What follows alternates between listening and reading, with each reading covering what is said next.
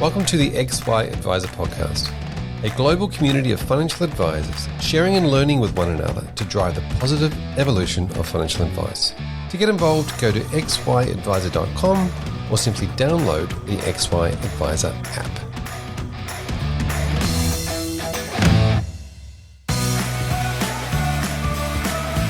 First Sentier Investors is a global asset management group managing $247.3 billion of assets as at 30th of September 2021. They have 17 independent teams operating across equities, fixed income, listed and direct infrastructure, and multi-asset, led by principles of responsible investment and stewardship. They are home to FSSA Investment Managers, an Asian and global emerging markets equities investor. Stewart Investors, a pioneer in emerging market equities and sustainable investing. And Real Index Investments, a systematic equities manager.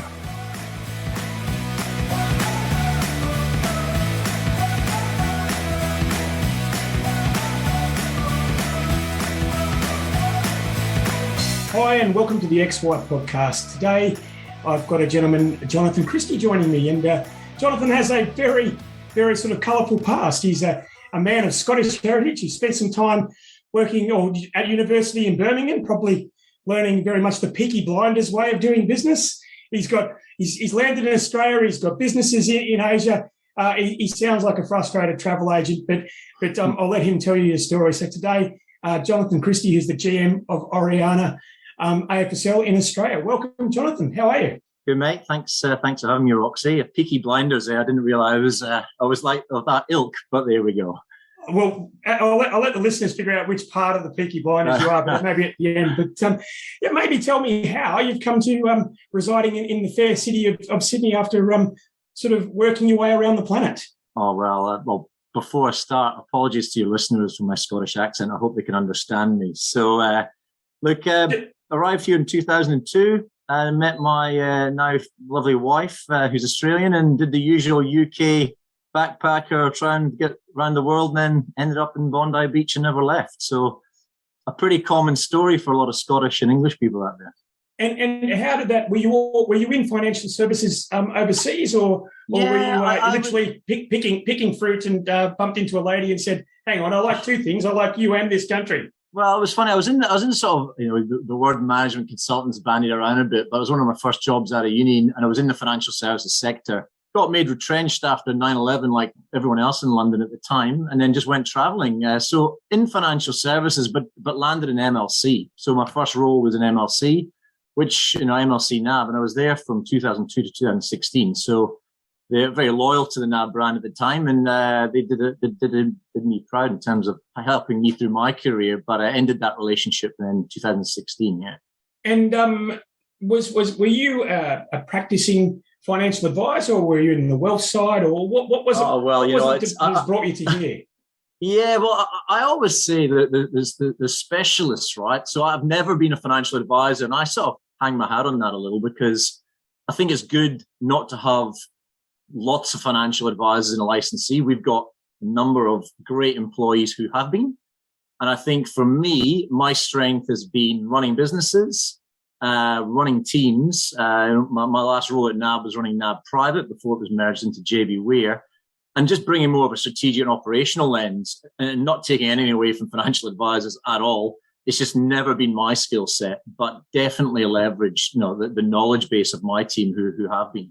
And I think that's a really important balance, right? So when I talk to advisors, I'm always very clear. I think it's the hardest job in the world, to be honest. One of the hardest gigs I've seen is being an advisor.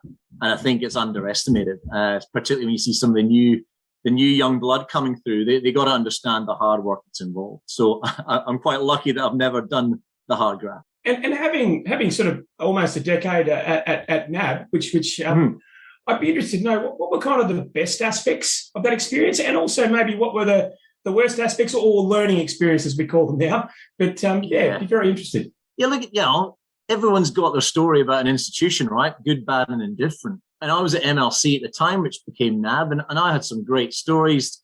The early days of culture, innovation, just giving autonomy.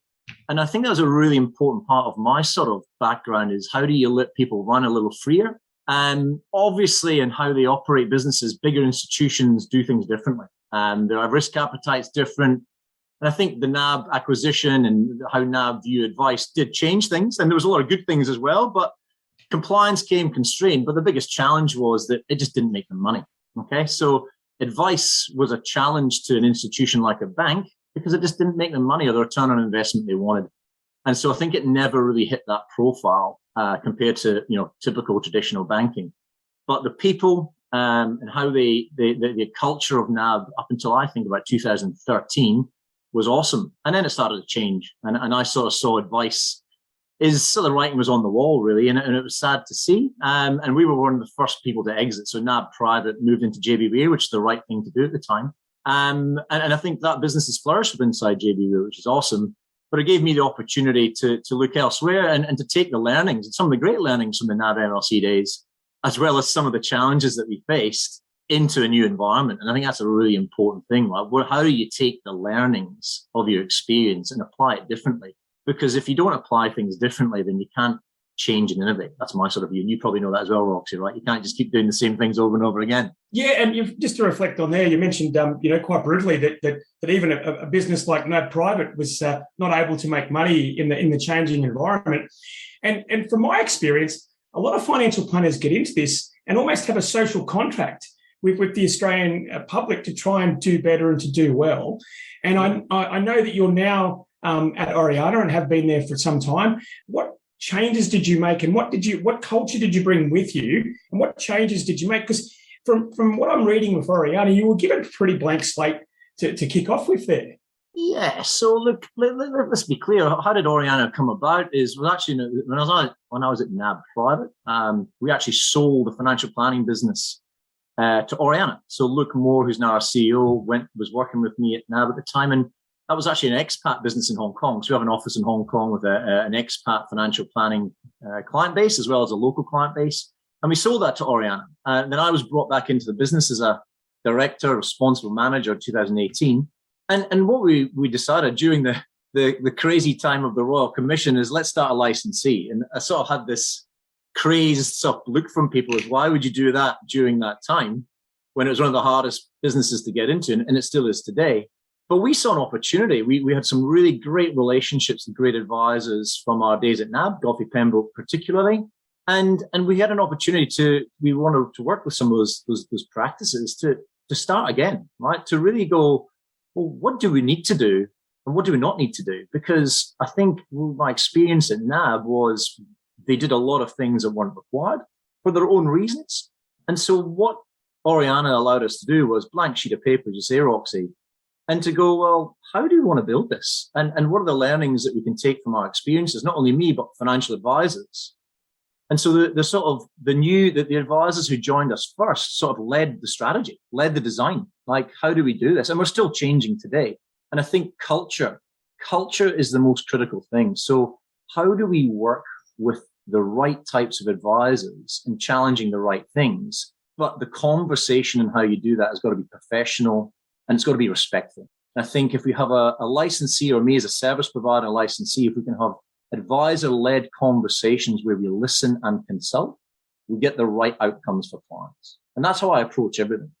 So that's sort of how I think about things as we bring in new businesses to our network. And just to give everyone a quick context, how big is Oreana today? What's the 2018 we had no one. So one client, Strategic Wealth was our first practice in Melbourne. And today we just onboarded our 34th practice last October. And I talk about practices because everyone talks about advisor numbers. I just say, well, we have 34 clients. And, we want to grow our network to around 45. That's always been my proposition. I feel that community and engagement is at the part of what we do. And if I can't or my team can't engage with a practice, then we're just going to be a larger licensee, which we don't want to be. There's nothing wrong with larger licensees, nothing wrong with it, but we just don't want to be that. We want to still be able to engage and consult and talk. And I think that's how we want to grow our business to about 45 practices. Yeah, so about 10 to go. Just rewinding there, you mentioned culture and it's without a shadow of a doubt. After COVID, it's probably the next big buzzword with maybe work from home, the other one. But definitely when you mentioned you came to work one day in London after 9/11 and was promptly given your marching orders, which would have felt pretty terrible, I imagine. And there are probably people on here who had similar style experiences. So you know what it feels like when you've got a cold, hard culture. What's your definition of culture, and how are you applying that in your day-to-day? Culture is, there's obviously the non-negotiables of just values and ethics, right? What's your beliefs? And when we want to partner, and I talk about partnering with businesses, people call that recruiting businesses to your licensee. I say, no, we're partnering with people because I'm here for the long term and my team's here for the long term. And so the partnership is got to be enduring. And so if it's enduring, then you've got to get on. And so when I meet with a business, they're assessing me as much as I'm assessing them. And so you've got to get on and have a great conversation and respectful conversation. And at the heart of it, not be scared to challenge and solve problems. If you're not solving problems, then you don't have the right culture. Because if you solve problems, there's always going to be problems in this industry. The cogs and wheels that turn financial planning, there's always going to be challenges and opportunities and problems. And so as a licensee and as a partner, we just got to solve them together. And sometimes we'll get it wrong and sometimes we'll get it right. But if the culture can enable that to happen in a really constructive way, I'm big on that. That's just me. I want to solve problems. I'm an engineer by trade, engineering degree. So I try and think about just solving problems every day. That's how I think about it. So you've got the background engineering. You're part of the Peaky Blinders alumni. Congratulations! And you've decided to. That's not how I treat my clients, by the way. Agreed. Hopefully, no. And you've sat down there as the Royal Commission's come out, but there must have been something that you were thinking about. There must have been something in the Royal Commission at the time where you thought that this is not going to be a headwind. This could be a tailwind, and we just have to change this thing. I'm really interested in what things that you thought were going to be the X factor back then and how you're going with them today. Yeah, so we start off with just, you strip it right back, right? And this is not, I'm not going to say anything that's rocket science here because the whole industry and XY is full of it, right? There's lots of conversations around starting with client, right? Start with the client and think about the process and then get expert opinion on what do we need to do and what do we not need to do. Let's break it down like that. So we strip it back, look for common sense approach to how to deal with clients. I'm not saying we solved this, by the way, but we are tackling it. And then try and find the solutions and the things to plug in to make advisors become more efficient and provide a great experience to clients. So our vision is work with experienced professionals to deliver common sense compliance through operational efficiency, right? It's no more than that. I'm not here to give you leads. I'm not here to grow your business. I'll give you a platform to grow your business through common sense compliance and better efficiency. But that's how we did. We stripped it back and looked at that. And then you start building upon it. Technology comes into play, different ideas come into play. Maybe just trying something new comes into play, right? For instance, why do we need this SOA and what can it really look like? That's our project for this year. So we stripped back that traditional advice process, thought about the client, and then started again. And that started with compliance rules and guidelines and all the stuff that institutions should do. The second thing is only make change if it's good change. Advisors are tired of bad change, right? So, even last year's reg change mandate, some of it was just tough. And I think as a licensee, sometimes doing nothing is great for advisors because they want to grow their businesses and they want to talk to clients. So we did a survey just before Christmas. I think the number one priority for advisors was don't change anything. So, and that's okay, right? That's okay. There's a bit of tongue in cheek in that, but you've also got to understand that they run businesses and you've been there, Roxy. You don't want to be changing the goalposts every day. Well, you can't set up a 3 to 5 year plan in financial planning when you've got a 2 to 3 month legislation horizon. I think that's beginning to become clear to the people that are overseeing our industry, and it's patently clear to the decreasing number of advisors and corresponding people and scary, voters right? that they're helping. Absolutely. It's scary. It's scary for Australian people that they cannot. It's great for advisors today. There's no one short of a lead at them, but it's terrible that Australians can't access advice. It's an appalling thing. And I think, it's up to us as a community to try and solve it. And you can't do it on your own. You got to do it together. But right now, there's still a problem in that space. But you talk about headwinds and tailwinds, right? I go, the opportunity's there. We've got to continually challenge how we do things, because at the end of the day, Oreana's view and my view as a director in the business is financial planning businesses are going to be valuable assets. We know that. And so that's probably second part of our strategy is starting to take acquisition equity opportunities in practices and solve that problem. And we've done a few of those, and it's a long process. It's a tough one, but that's sort of we believe in the future of advice, and we believe in profitable advice businesses. And that's what we think our role as a licensee stroke partner will become. I'm glad you mentioned that, because my very large research team of me and Mr. Google. How did you go there? Yeah. Pretty well about 2 minutes after you started the licensee, you went on Professional Planner and put out a bit of a statement from the Mount, and it was in 21st of June 2019, where you did say that you wanted to take equity positions in profitable businesses, because there's no better vantage point to view the viability and profitability of an advice firm than being a licensee and also being inside that business. And so as we speak today, that is beginning to play out. Has there been any sort of hiccups along the way? Yeah. Look, you know the deal in this one. Doing your first soul is the hardest. Like the first in anything, right? Like starting any business, finding your first or second or third business is the hard one. I think, I'll take my hat off to Paul Barrett and his business and some of the other players out there. They've done a great job. We're just trying to build a really profitable financial advice business, and we've taken like 2 or 3 equity stakes now in practices, which is good for us. It's a slow burn, it's a slow process, but what we're now seeing is an appetite from our network to have that conversation, because at the end of the day, we're not acquiring 100% of businesses, so we can't control the decision. But I'm now seeing the trend is absolutely in our network and in the marketplace. People are absolutely more open to investment in their businesses because they see a long-term opportunity in partnering. And look, we met a few years ago. When I saw your business, I was intrigued that you genuinely had a functioning business in Hong Kong. I think you've got one in Singapore. We do have quite a few advisors in the XY network, many of whom are great contributors who deal with those expats. Can I ask you, is your business designed for Australian clients residing over there, or do you have a whole other client base? And are you licensed there, here, or both?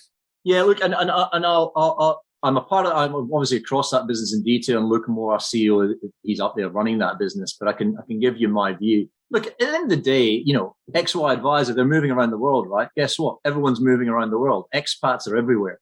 Australians are moving around the world. So we've got clients even in Australia, all over the world, in America, Canada.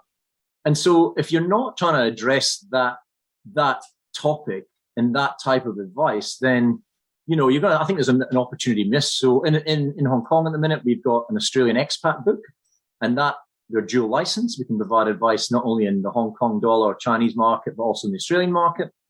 And we also advise local Hong Kong clients, because NAB at the time when we owned that business had a large NAB footprint. So we've got the ability, luckily, to do both sides of the balance sheet up there, and that's really done us well, particularly with the Australian market exiting. You used to have the IPACs of the world up there, CBA were up there, but they've all exited, and so we've sort of definitely benefited from that. But taking that away, even in Australia, if you're a financial planner in Australia, you're going to have clients, particularly with COVID ending, starting to move around the world again.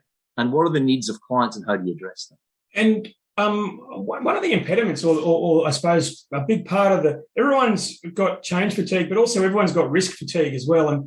And I was just very curious as to, do you allow your Australian-based people to give advice to expat clients, or is it an internal referral or a combination of both? And does your PI insurance have an opinion on this at all? No, we're covered on that. And because we've been doing it a long time, all of our businesses can, obviously there's certain countries you can't do that in, But for the majority of, most of our businesses in Australia have clients now domiciled overseas. And as long as they're in the countries that we are comfortable with, then that's fine. A geographical boundary shouldn't prevent an Australian getting advice. That's just, for me, ridiculous. And if I was moving overseas, I would want to know that my advisor could continue to help.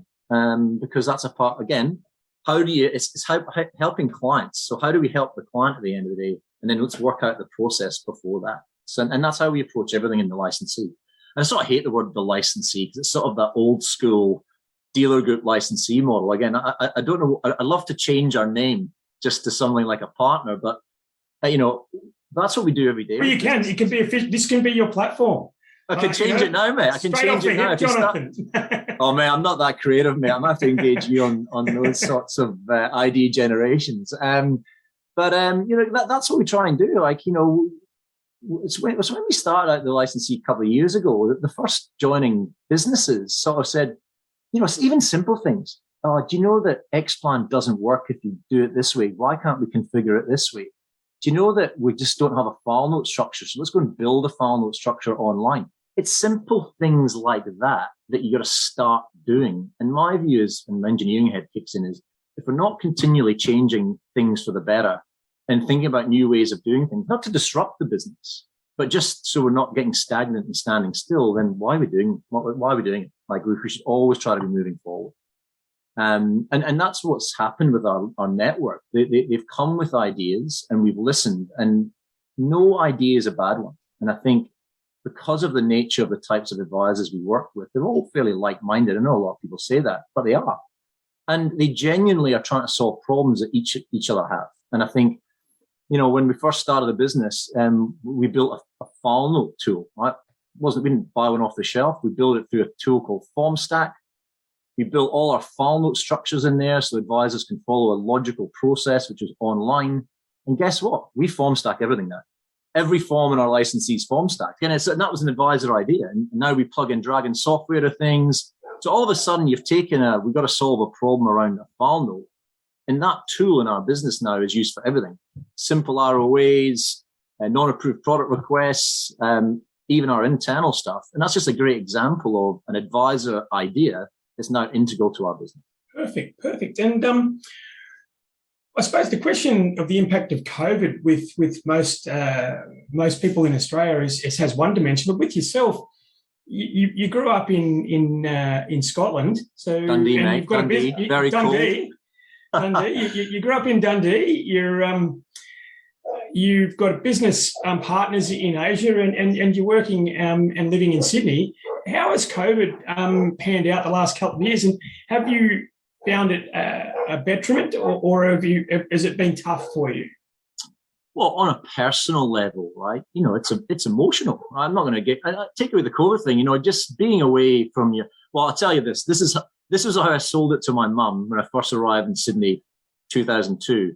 I'm only 24 hours away, right? That's a big call. So on a personal front, you sort of made a commitment to your family. You're only 24 hours away, and that is emotional. It's been 1 year was fine. This year's been really taxing on me personally and my kids, and not seeing grandparents. And I know lots of advisors and people I know have faced that.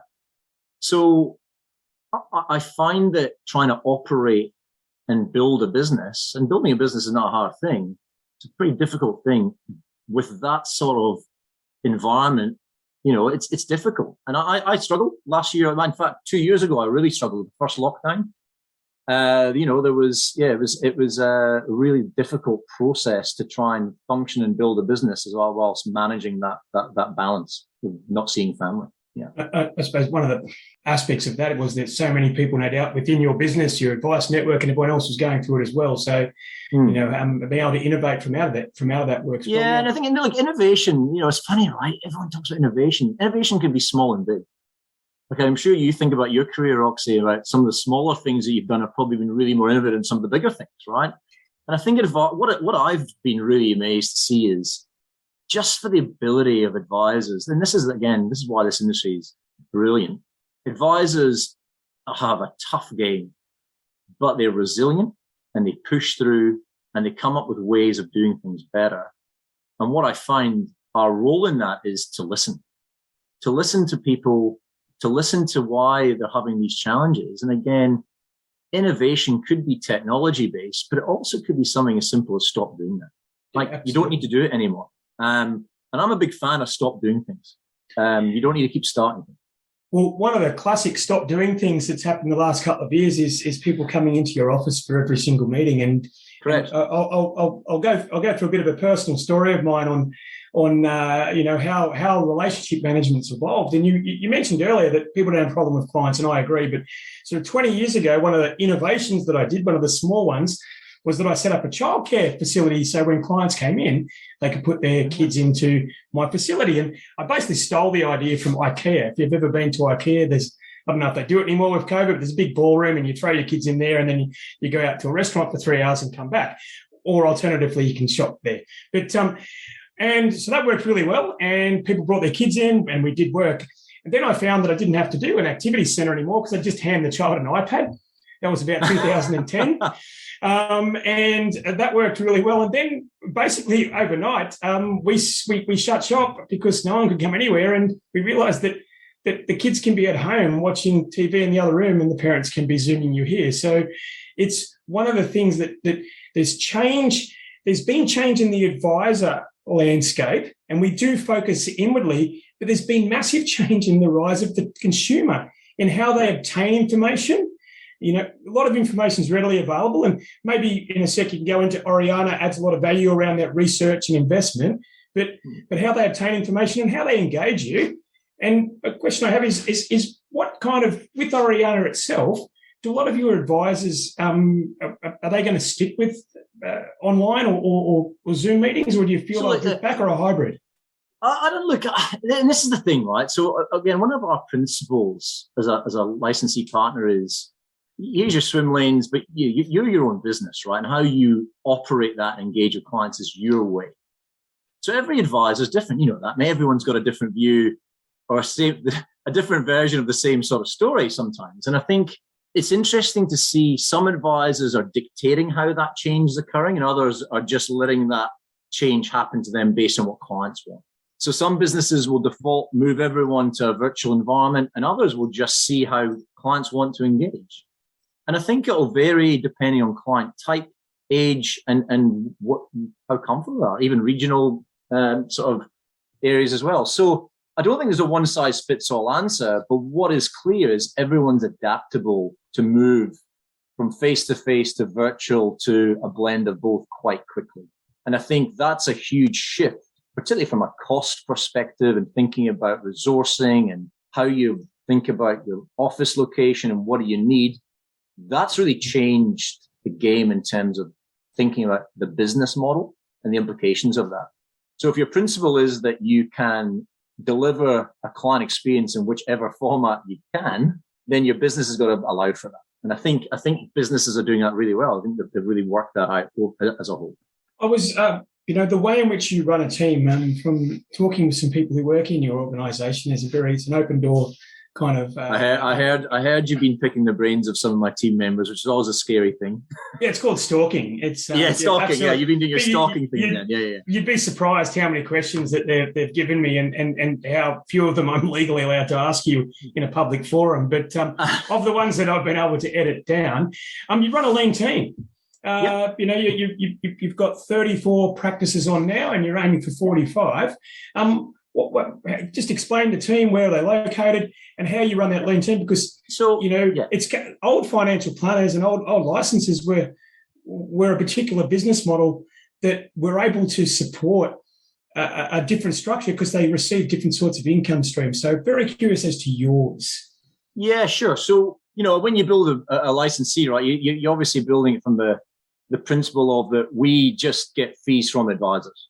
That's what we do. We don't get fees from anywhere else. So we charge advisors a fee for the services that we provide. It's clear. And so, what does that mean? It means, well, that's your revenue pool to drive and build a business.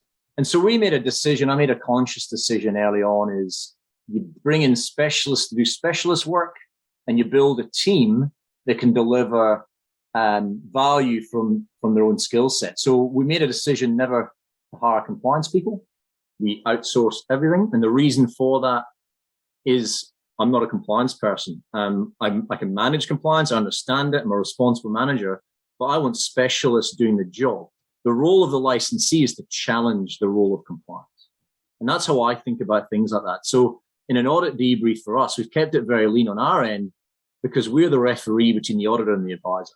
So everything that we do, we bring in specialists, which enables us the sort of full-time team at head office, if you want to call it, is a lot smaller. So all our compliance is outsourced, assured support, and we engage. They're like embedded in our business, from compliance committees to training to audit. We spend a lot of money with them, but you're getting delivered service on time that's high value, rather than us trying to create it all ourselves.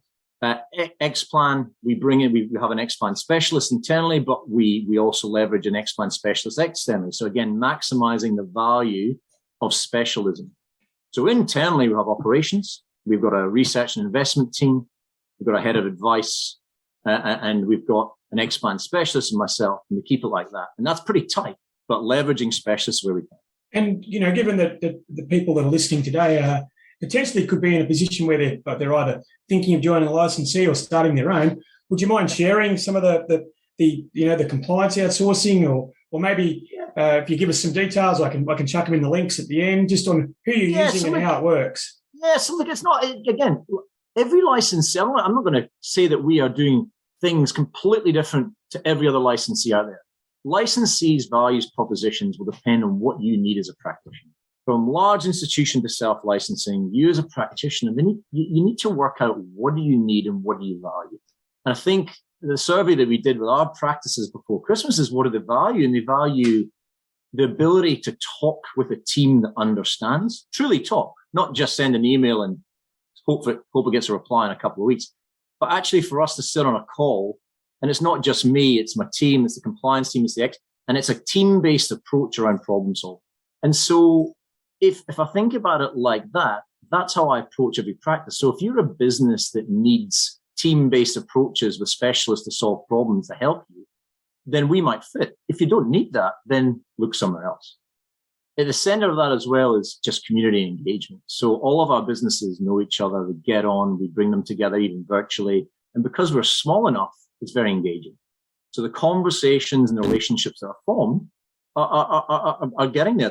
People actually getting to know each other really well. And I think that's really important.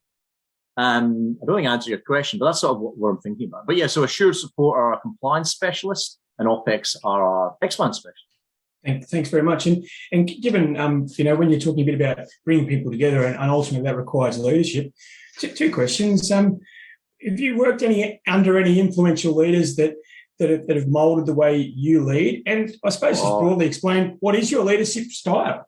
Oh, look, I'm sure I've got many faults, and I'm not. I can tell you that you're always learning as a leader, right? But from what people get from me, and maybe why my clients enjoy working with Oreana, is you first and foremost, you know exactly where you stand. We are a very much black and white culture of yeses and nos. Like we'll go, yep, we can help you do that, or mate, that's just not going to happen. So my leadership style is all about being transparent and clear. You can act. My leadership style is also about being accessible, right? My commitment is trying to phone advisors back same day, 24 hours, right? Now, I'm a GM, right? I love talking to advisors, and that's what I love to do.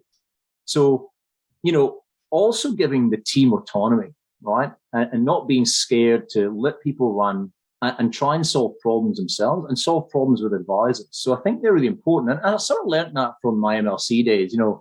I was under the likes of Tom Redcliffe and Dr. Pembroke, who actually, hired me from the product team, and James Mead, and a lot of experienced campaigners out there that gave me the autonomy to build businesses. Anna McLeish and Angela Mentis, who runs, very high up in NAB, they let me build out the NAB private business in the way I wanted. So you've got to have some freedoms and barriers, right? And I think as long as the swimming lanes are clear with advisors and my team, then you can have a great space to play in.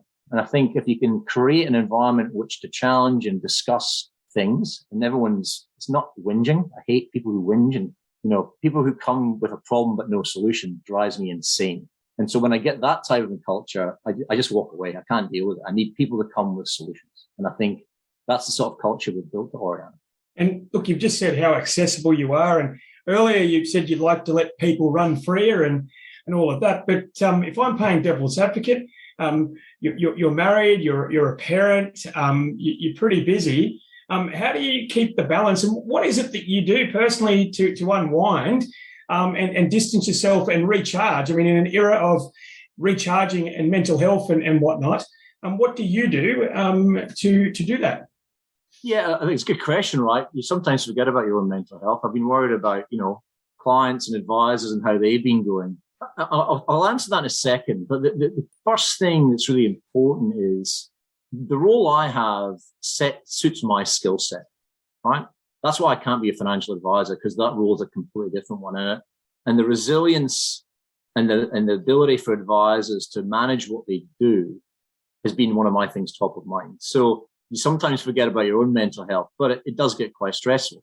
For me, I genuinely love to work, right? So I'm not kidding you. Like I'm not a TV guy. I'm not like sitting down. I exercise and I do sport, but I'm always on my computer because I'm trying to think of a way to solve a problem. So that in a way does help me escape.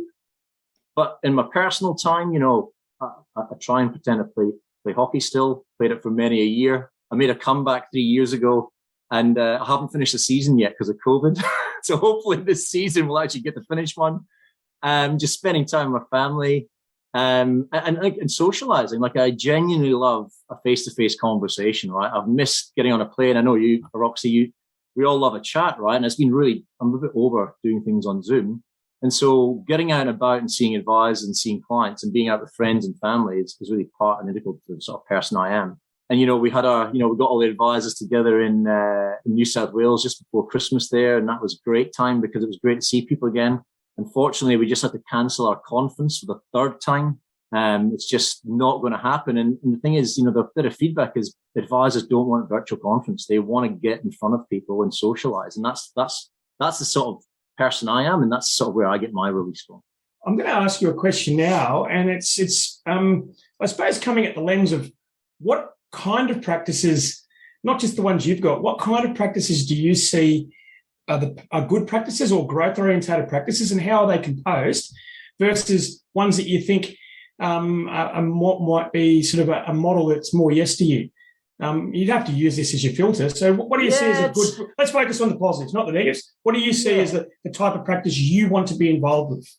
So everyone talks about, the death of the 1AR business, and you need to be corporatized business model and growing. And I think that's all true. But within that, I see some great businesses who are highly profitable, with great client relationships, who are one advisor practices generating $1 million of revenue. Right? Let's be clear. We've got one in Wallara in Sydney. You look at that and you go, what a fantastic business model. Excellent customer service, 90 clients, priced well, complex advice, the right type of client. Why is that any better than a 10 advisor practice generating $7 million? I don't think of it like that. I think about is the business sustainable in its current form? And is the principal thinking about ways in which the sustainability can be continued and be enduring? Or are they comfortable with that change management approach and changing things when they need to? And as long as the principal and the advisor's got the ability to adapt and change quickly, and their businesses are highly profitable today, then who is it for me to say that's the wrong business model, the right one? Because they might be hitting their personal goals and objectives, and they are delivering great outcomes to clients. And so that's great. There is some businesses that are going to be challenged, high numbers of clients, not pricing, all the things you talk about in XY. Too many clients, not a pretty efficient process, we're not pricing the right advice. That still exists. We don't see a lot of that in our network because who we've partnered with have got their experienced individuals. Like we don't deal with startups, really. We don't deal with mortgage brokers necessarily wanting to be advisors. I'm not saying there's anything wrong with that. That's just not who we're partnering with. And I think because of that, the business models we see, be it small, medium, and large, are effectively working because they're all very profitable. But they are open to changing their businesses to ensure that there's an enduring business to have in the future. And I think that's really critical. So does that make sense? Yeah, absolutely. And this year in XY, we're going to be speaking more to licensees and partners. Look, actually, we're calling them partners from now on. Because I think that we're at that stage now where everyone's at acceptance and we're moving forward. So I'd like to maybe pose a question. Where do you see the regulation going as far as, from your perspective, you've got a vested interest?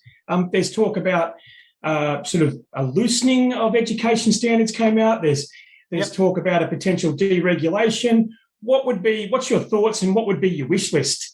Because I imagine most of Canberra is listening to this right now. It's probably not, but hopefully one person. I'll be disappointed. What's my wish list? Look, there's numbers of factors, right? So let's talk about professionalism and education, right? No advisor I meet wants to be unprofessional. No advisor I meet doesn't want to be educated. So we've set the standard. Why loosen it? Right? That's my view. Why would we do that when we've set the standard? But changing the standard changes the view of what this industry is becoming. So I think we're in furious agreement with that one. What would then be your wish list? Of regulation change? Yeah. Yep. You know what? If we don't start talking about it, it's not going to start happening. My wish list would be the removal of a thing called a statement of advice. I'm not saying it couldn't be replaced by something else. Firstly, take away the name. Well, clients think they're financial plans, by the way. Yeah, I don't know what. Let's get creative and actually call it what it is, which is a plan for your future. Take away the regulatory burden that goes with it, because I think the technology is there to deliver it in different ways. So just change it. The technology piece will deliver it. You just got to tell technology people to build it. So I think if we could, my wish list is, it would be great. And this is a project we've started, is engaging with our legal and compliance team to say is, hey, let's just get this down to bare bones. And I'm being serious, bare bones. Like if it delivers the financial plan for the client, how do we do that with less paper and less words and change that name? And can we deliver it better? And I know that some businesses out there are already doing that. I've heard of a business in Queensland that just do it by video and digital, and that's amazing. But it'll be easier for the industry to move that way if we change that document. And I'm not talking about word count and pages. I'm talking about changing the document. It should be a review paper. That's what it should be. That's my view. But and that's got to start. So that's the first thing. The second thing is I wish somehow the young generation of Australians can see that financial advice is a great industry to be in. Because the concern I have is in, I think, 7 years' time, there's going to be a hole. There's going to be a huge hole, and we're going to be in trouble because businesses that are profitable today won't be able to sell because there'll be no one to sell to. And so my wish list would be is, I don't know, and I'd love to get involved in it, but who is the group, the body, the community that's going to champion bringing young advisors into this industry? Because there's a gap. And I see it today. I'm seeing businesses locking in junior advisors with equity just to keep them there for the long term now, because they know there's an issue. So that's the other thing. And third thing, I think it starts with, the third thing is really simple. We've done a lot of change in the last 10 years in this industry. Don't change anymore. Only be good. Only make the change good change, right? I mean, okay, service agreements and TMDs and all the stuff that went on last year, that wasn't good change. There was some good aspects of it, but it was heavy regulation again, which didn't help anyone, first and foremost the consumer. So this year and for the subsequent years, can the change be good change? And let's define it.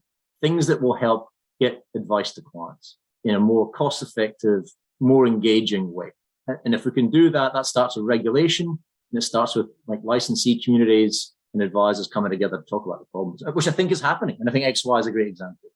And just finally, Oreana, maybe whereabouts are you located? Which is your head office? So we're in Sydney and Melbourne. So we've obviously got an office in Sydney, got an office in Melbourne. We acquired equity in the Grant Thornton private wealth business. So they're located down there. So we're actually finding new premises at the minute. So we're going to find a new office space. Obviously have a Hong Kong and Singapore office. We're located here. But again, it's funny. I remember one of our first businesses joining us, and it's like, oh, can we have a look around your head office? And I'm like, Well, that's pretty much a small office in Sydney because we're pretty much virtual. No, Roxy, we share the same office for a bit of time there. And I think that's where we're going, finding the right space that we need to deliver the services we do. It doesn't need to be, level 54 at Chifley Tower. We're working virtually. I prefer to be moving around, but yeah, we've got offices in Sydney and Melbourne. Yeah. Awesome. Well, for those out there in XY, there's little licenses, there's big licenses, and there's in the middle licenses. And I'm not sure whether that's a Goldilocks kind of a one, but you need to figure out what works for you. And the next couple of years, there's going to be a significant number of practices, good quality practices, coming out of larger licenses that potentially for the first time are free of historical shackles and can make value judgments. If you'd like to learn more about Jonathan Oreana, there'll be some links associated with this. But personally, I'd like to thank you for your time today, and I look forward to catching up with you in person. Oh, we will do, mate. No, and just finally, I think the X&Y advisor things are a great example of advisors coming together, right? I think it's an amazing experience that you've created there for not only advisors, but for lots of people in the industry. And I think it's great. And for advisors out there, the big decision everyone's got to make is who do you want to work with, right? The type of people. This is a people game. It always has been. And I think if you find the right people that you want to work with, be it, self-license or someone bigger, that's great. Just find the people you can get on with and have a really great relationship with. That's the most important thing. It's all the people. Roxy, appreciate the time, mate. As always. Thanks, Jonathan. Have a great day. Cheers.